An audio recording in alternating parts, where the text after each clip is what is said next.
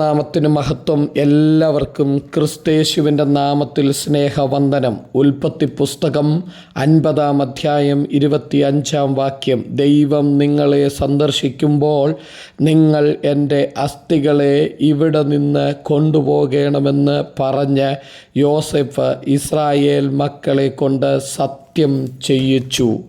സ്വസഹോദരങ്ങളാൽ തള്ളപ്പെടുകയും പിൽക്കാലത്ത് അന്യദേശത്ത് അധികാരസ്ഥനാകുകയും തന്നെ തള്ളിക്കളഞ്ഞ സഹോദരങ്ങൾക്ക് തന്നെ അഭയമായി തീരുകയും ചെയ്ത യോസേഫിൻ്റെ ജീവചരിത്രം ദൈവം തൻ്റെ ഹിതപ്രകാരം ഒരു മനുഷ്യനെ ഏത് നിലകളിലും ഉപയോഗിക്കും എന്നതിൻ്റെ സ്പഷ്ടമായ തെളിവുകളാണ്.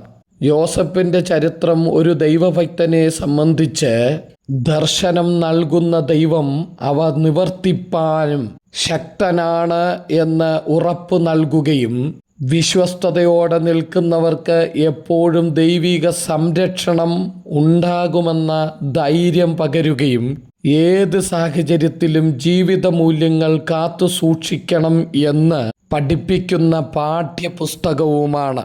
യോസേഫ് തൻ്റെ ജീവിതത്തിൻ്റെ അവസാന നാളുകളിൽ ഇസ്രായേൽ ജനത്തെ കൊണ്ട് സത്യം ചെയ്യിപ്പിക്കുകയാണ്. അത് തൻ്റെ അസ്ഥികൾ കനാൻ ദേശത്ത് അടക്കം ചെയ്യണം എന്നത്. അതിനായി തന്നെ പ്രേരിപ്പിച്ച കാര്യം 2 പ്രാവശ്യം എടുത്തു പറയുന്നു. 24-25 വാക്യങ്ങളിൽ യഹോവ നിങ്ങളെ സന്ദർശിക്കും. ആ ദൈവിക സന്ദർശനങ്ങളിൽ അടിയുറച്ച് വിശ്വസിക്കുവാനായി യോസേഫിനെ പ്രേരിപ്പിച്ച ഘടകം എന്താണ്? ഒന്ന്, നമ്മൾ ഈ ദേശക്കാരല്ല എന്നാണ്. അഥവാ നമുക്കായി മറ്റൊരു ദേശമുണ്ട്. 30-ാം വയസ്സിലാണ് യോസേഫ് അധികാരസ്ഥാനം ഏറ്റെടുക്കുന്നത്. ഇപ്പോൾ 110 വയസ്സായിരിക്കുന്നു. നീണ്ട 80 വർഷങ്ങൾ താൻ താമസിച്ചതും അധികാരത്തിലിരുന്നതും ഒക്കെ മിസ്രൈമിലാണ്. തൻ്റെ ഭരണങ്ങൾ കൊണ്ട് മിസ്രൈമിൽ വളരെ വ്യത്യാസം വരുത്തിയിട്ടുണ്ട്. ഈ 80 വർഷത്തെ ജീവിതത്തിൻ്റെ നടുവിലും തൻ്റെ ഉള്ളിൽ ഭരിച്ചുകൊണ്ടിരുന്ന ഒരു ചിന്താഗതി, ഞാൻ ഇവിടത്തുകാരനല്ല, ദൈവം എന്നെ സന്ദർശിക്കുന്ന ഒരു കാലം വരും.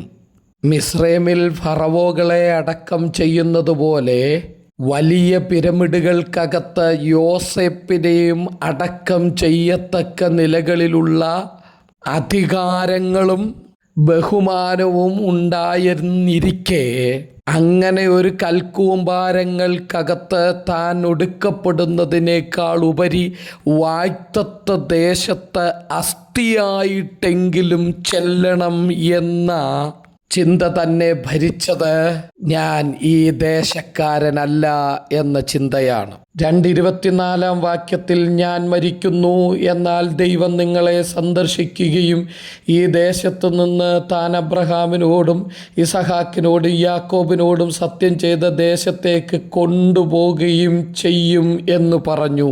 രണ്ടാമത്തെ കാര്യം ദൈവിക വാഗ്ദത്തത്തെക്കുറിച്ചുള്ള തൻ്റെ ഉറപ്പും ദൈവത്തിലുള്ള ആഴമേറിയ വിശ്വാസവുമാണ്.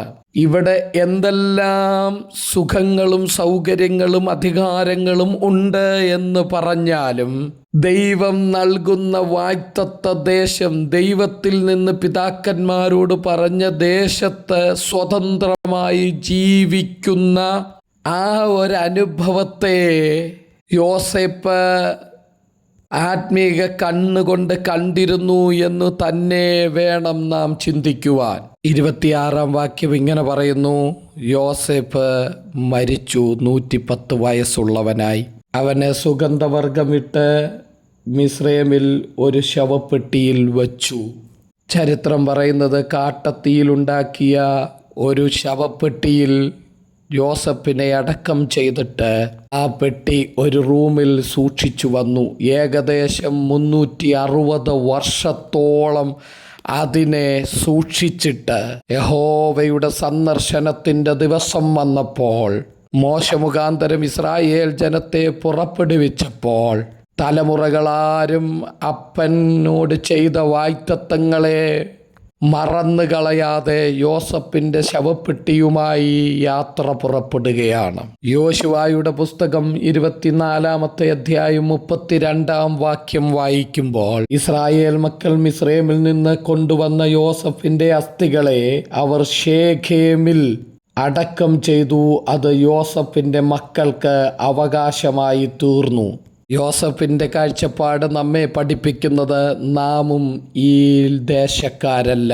ഇവിടെ എന്തെല്ലാം സുഖസൗകര്യങ്ങളും ഇവിടെയെല്ലാം എന്തെല്ലാം അധികാരങ്ങളും നമ്മിലുണ്ടെങ്കിലും നാം ഈ ദേശക്കാരല്ല. യഹോവ നമ്മെ സന്ദർശിക്കുന്ന ഒരു ദിവസമുണ്ട്. നാമും ഇവിടെ നിന്ന് പോകേണ്ടവരാണ്.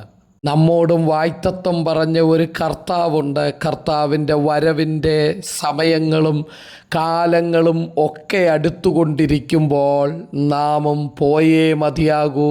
നാം ഈ ദേശക്കാരല്ല. ആ ബോധ്യത നമ്മുടെ ഉള്ളിൽ എന്നും ഭരിക്കട്ടെ.